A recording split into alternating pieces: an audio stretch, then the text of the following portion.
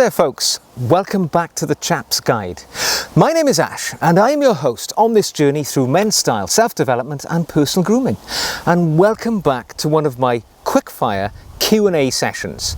This is just my opportunity to swiftly answer any questions and queries that are sent in by the viewers and subscribers in a video format. So please feel free to drop them in. And today's question is exceptionally pertinent for obvious reasons when you hear it. Today's question comes from Jason Rushin, who asks me, Dear Ash, how about some tips for dressing smart casual for an outdoor summer daytime party or barbecue where a sport coat is too formal and maybe even shorts are appropriate?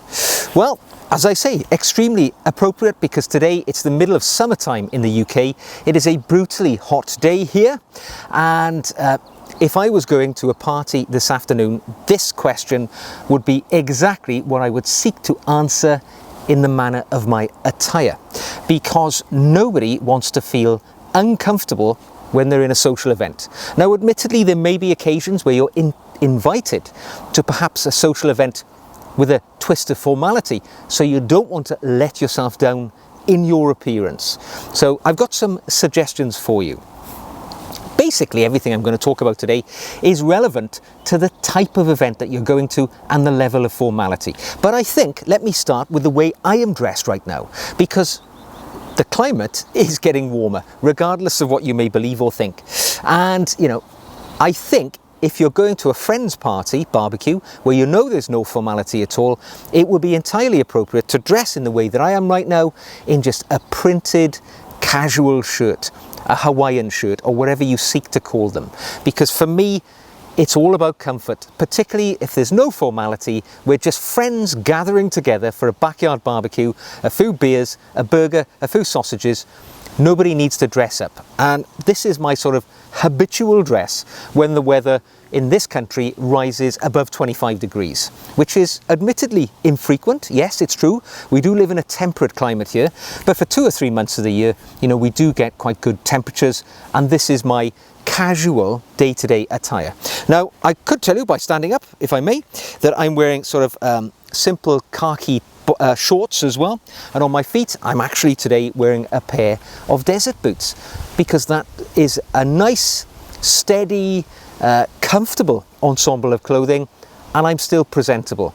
I would be more than happy to go to a friend's barbie, and I think I would look pretty good. If we need to step up the level of formality one gear, let's say we're being invited to you know, a more formal event, maybe something in the afternoon, a charity gathering of people or whatever it may be, and we want to look quite presentable. Now, this is where I would swap over to some form of dress shirt. Invariably, this time of year, it would be a white dress shirt. I would not be wearing a tie. It would either be a short sleeve shirt, or if long sleeves, I would have them rolled up.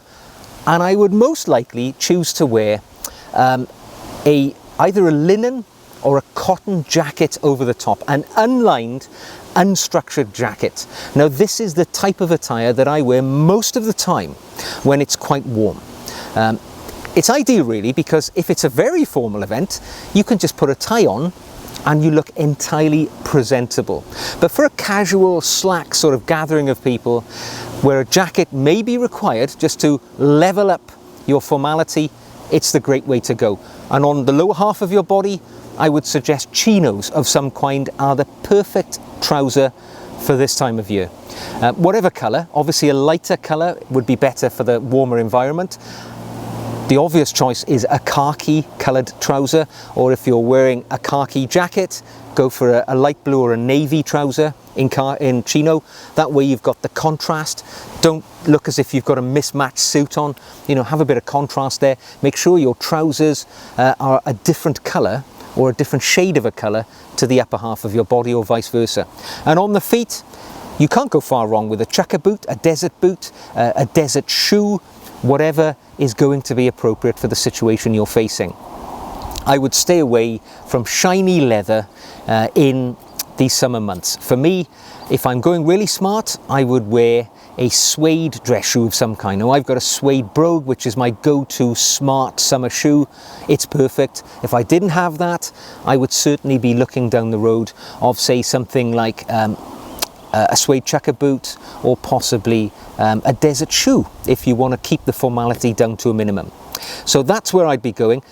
Let's be honest, you're unlikely to be dressing more formally than somewhere where you'd wear an open collared shirt and a jacket of some kind. However, there is an official mode of dress for occasions in the summertime where formality is required, yet the heat is oppressive enough to make us alter the way that we dress. I've only ever been subjected to this form of dress code once, and that was when I attended a military charity event in the afternoon in the United Kingdom, and the weather was similar today, in the high 20s, early 30s Celsius, brutally hot, far too hot to wear anything more formal. And that is something called Planter's Orders dress code. Sounds strange. What does Planter's Orders mean? Well, my belief is that this standard of dress code goes back to the days of the British Empire, where you may be in countries like Kenya or somewhere else in Africa, where the planters, the British expatriates who would be farming the land, would come together for their social functions, and it would be clearly too hot to wear normal attire, you know, a jacket and tie, as one might expect to wear in a members club. So they have a special standard of clothing called Planter's Orders, and this is as goes. So on the upper half of body, you would wear a dress shirt, no tie, top button only undone. So we're not having it undone to the navel, merely the top button is undone. Long sleeve shirt, but rolled up to the elbows, and in a very smart fashion, so you've got the forearm exposed and you're not wearing a tie. That's it for the upper body. On the head, you could wear a hat, a Panama hat, or whatever is most appropriate for the situation. Nobody wants to be standing in the outdoors at a charity event and coming down with sunstroke, so a hat is a dress hat, but in an appropriate material. Maybe a boater in straw, maybe a Panama hat in whatever fashion, but certainly an appropriate hot weather hat. Below the waist, smart trousers. Now, to me, smart trousers means trousers with a crease down the front, all right? This excludes things like chinos and any other form of denim.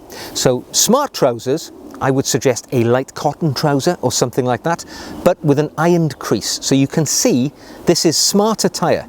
This is not your chinos, we're not knocking around. This is good gear. And on the feet, again, something like a smart dress shoe, but in a summer format. So maybe made of suede, or maybe a brown leather, I would suggest would be appropriate. Stay away from the very dark colours, the chocolate brown and black for sure, not appropriate for the warm climates. But there you have it. That would be Planter's Orders dress code. I've only ever come across it once, but if you ever get an invitation to a barbecue and you see at the bottom under dress code, Planter's Orders, now you know what it means. And I think actually you could use that as a standard to dress yourself for a formal garden party or something of that nature. If you say, I've come in Planter's Orders, you know, people will know you know the business and you've dressed appropriately for the situation. So there we go, Jason. I hope that was of some use. Stick to those light, breathable materials throughout. So go for linen, go for cotton, wear things which are going to work for you. Don't wear any man-made materials which are going to make you sweat and not allow that sweat to escape the body.